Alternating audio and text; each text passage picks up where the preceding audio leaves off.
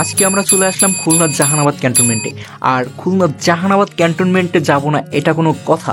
খুলনার জাহানাবাদ ক্যান্টনমেন্ট এত সুন্দর একটি জায়গা যেখানে গেলে মনটা ফ্রেশ হয়ে যায় এবং চিড়িয়াখানায় গেলে মনটা ফুরফুর হয়ে যায়।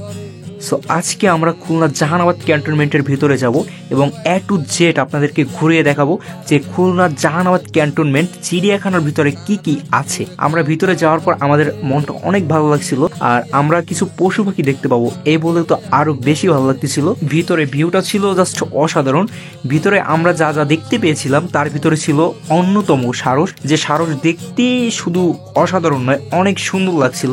আর আপনারা হয়তো দেখতেই পাচ্ছেন যে আমার সামনে কিছু বানর লাফালাফি করতেছে, মানে খুব সুন্দরভাবে খেলা করতেছে। এখানে যদি মনে করেন আমি থাকতাম তাহলে আমি হয়তো আপনাদেরকে এর থেকেও বেশি মজা দিতে পারতাম। সো তারপর আমরা একটা বানরকে ডাক দিলাম যে এই বানর নে আমার হাতটা খা। বানর তো আমার কথাই শুনলো না, বানরটা চলে গেল। সো তারপর আমরা কি করলাম, তারপর আমরা ঘুরলাম খুব সুন্দরভাবে। তারপর আমরা সামনে আসার পর দেখতে পেলাম যে অনেকগুলো বাদর দুষ্টুমি করতেছে।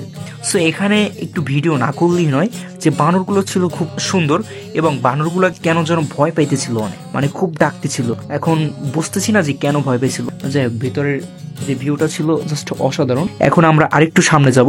সামনে যাওয়ার পর দেখব যে সামনে আসলে কি সুন্দর সুন্দর যে পশু পাখিগুলো আছে, আসলে ওগুলো কি সুন্দর কিনা এখন আপনাদের দেখাবো। এই যে বানরটা দেখতে পাচ্ছেন, এটা খুব ভয় পেয়েছিল এবং খুব চেঁচামেচি করতেছিল, হয়তো শুনতেই পাচ্ছেন আওয়াজ। তারপর সামনে যাওয়ার পর দেখতে পাচ্ছি এখানে একটা বাচ্চা খরগোশদের খাওয়াচ্ছে। সো খুব সুন্দর ছিল খরগোশগুলো, আপনারা দেখতেই পাচ্ছেন খুব সুন্দর সুন্দর খরগোশ, যেগুলা আসলে জাহানাবাদ ক্যান্টনমেন্টের অন্যতম একটি সৌন্দর্য। এখন আমরা সামনে দেখতে পাচ্ছি একটি সারস, আর এই সারসটি এত সুন্দর ছিল জাস্ট আপনাদেরকে না দেখালে আসলে বুঝতেন না। সামনে আসার পর দেখতে পাচ্ছি আবার এখানে ছিল আপনার টিয়া পাখি ছিল, ময়না পাখি ছিল, শালিক ছিল, অনেক পাখি ছিল। খাঁচাটা অনেক ঘন হওয়ার কারণে দেখাতে পারতেছি না। আমরা সামনে যাব। সামনে যাওয়ার পর দেখতে পাচ্ছি লাল একটা ঘর, অনেক সুন্দর একটি ঘর। এবার আমাদের দেখার পালা ইমো পাখি। আর এই ইমো পাখি ছিল জাহানাবাদ ক্যান্টনমেন্টের অন্যতম একটি সৌন্দর্য। ইমো পাখি ছিল জাস্ট অনেক বড়।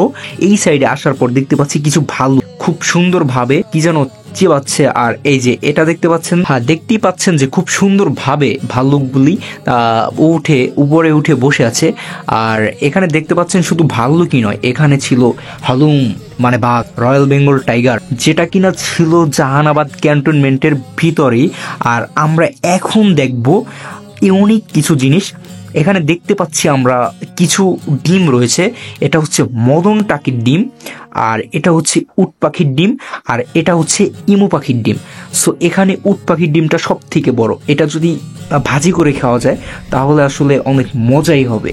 এত বড় ডিম, এটা খুলনায় থেকে খাইতে হবে, ডিম ঘুটা করে খেতে হবে। দেখতে পাচ্ছেন সামনে কি সুন্দর হরিণগুলো ঘাস খাচ্ছে। আর এখানের হরিণগুলো ছিল জাস্ট অসাধারণ। আমরা আশেপাশে ঘুরবো কি, আমরা তো জাস্ট বিভিন্ন খেলনা, বিভিন্ন নাগরদোলা আরও যা যা ছিল দেখার পর আমাদের মনটা ছিল খুব উড়ু উড়ু। সো দেখতেই পাচ্ছেন একটি ঘোড়ার গাড়ি, আবার এই সামনেই দেখতে পাচ্ছেন কি সুন্দর একটা ভিউ, মানে সাইডে ছিল লেক, পাশে ছিল ঘোড়ার গাড়ি, আবার এখানে বাচ্চাদের খেলনার জন্য কত কিছু ছিল। আমাদের মনটা জাস্ট উড়ু উড়ু ছিল। আর এখানে কিছু খুব সুন্দরভাবে টায়ারে রং করা খুব সাজানো একটি জায়গা। এখানে ছবি না তুললেই নয়। সো ছবি তোলা শেষ, এখন আমাদের সামনে যাওয়ার পালা। সো সামনে যাওয়ার পর দেখতে পাচ্ছেন আদিম যুগের প্রাচীন কিছু জিনিস যা কিনা আপনারা কার্টুন বা ছবিতে দেখেছেন। আর এই জিনিসটা যদি আপনাদেরকে না দেখাই তাহলে তো আর হচ্ছে না। এই জিনিসটি শুধু জাহানাবাদ ক্যান্টনমেন্টেই পাওয়া যায়। আর এত সুন্দর একটি গরুর গাড়ি এখানে কিন্তু আপনি দেখতে পাচ্ছেন। আমার ফ্রেন্ড সে অনেক সুন্দর একটি লুক দিছে, তাকে আমি কিছু জিজ্ঞেস করছিলাম কিন্তু সে বলে নাই। আর যাই হোক, এখানে আবার দেখতে পাচ্ছেন একটি বক, সে মুখে মাছ নিয়ে দাঁড়িয়ে আছে। আর এখান থেকে কিন্তু ঝর্ণা সিস্টেমে পানিও নামতেছে। সো আমার ভাই বন্ধু বললো যে ওরা একটু বেলুন পাঠাবে। তারপর এয়ার গান থেকে নিল। তারপর মামাকে জিজ্ঞেস করলো মামা কত করে, মামা বললো 20 টাকা, 8 গুলি 20 টাকা। সো আমার বন্ধু নাইম শ্যুট করলো।